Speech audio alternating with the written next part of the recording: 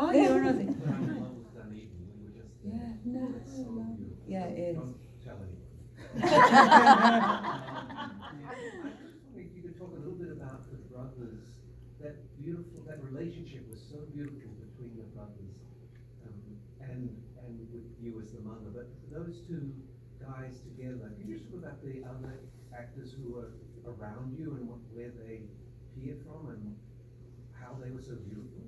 Well, both, so James was in, I think his first thing was Taika Waititi's short film that won an Academy Award. And then James went on to be in Boy, which was the movie that Taika made after the short. And he is a really beautiful, special actor. And I don't know if you noticed when there's a scene when they're walking back from one of the games and you could see the scars on James's legs. He had he really nearly lost his leg. And his grandmother fought for them to save his leg and fought really hard. And he was in a terrible amount of pain, and it really took a huge amount of recovery to come back. So there was a huge amount of him in that very beautiful performance.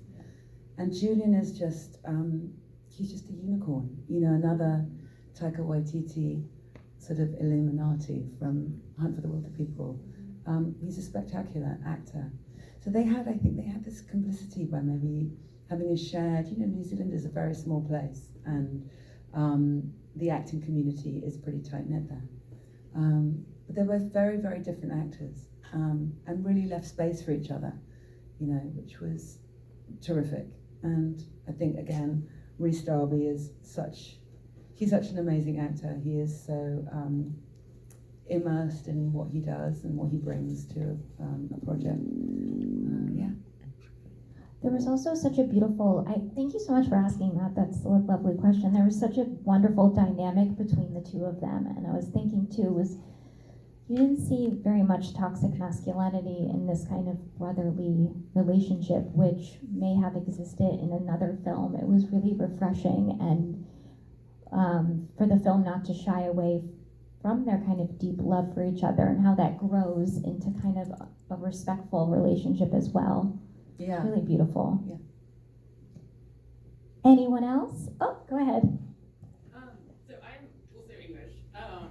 You know that we collectively, as a people, tend to be defensive about our colonial history. I think many English people probably don't even know about our role in New Zealand and the terrible things that we did there and the impact that companies have today. Can you speak to your kind of experience, like in this film, directly going against that, playing a part that acknowledges that to some degree? Well, I think that was a huge part of wanting to make the film was, you know, I can't make any reparations that would be meaningful in terms of land being given back or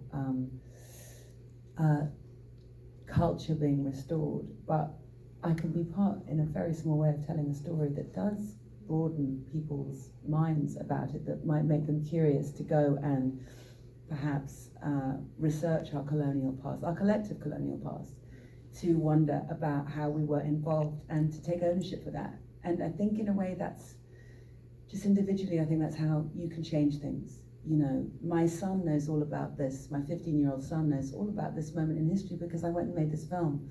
And while that's not hundreds of millions of people changing their minds, it's a boy who'll take that on into his life and talk about it, and his friends will maybe see this film. And you do what you can, right? You really do. I think you probably should. So that was just my getting involved in a way that I could, and it was a Maori film. It was Maori producers and directors and actors, and to be welcomed in the way that we were, it is overwhelming love, which felt like an enormous privilege. Well, thank you so much. This was such an honor. Thank you so you. much.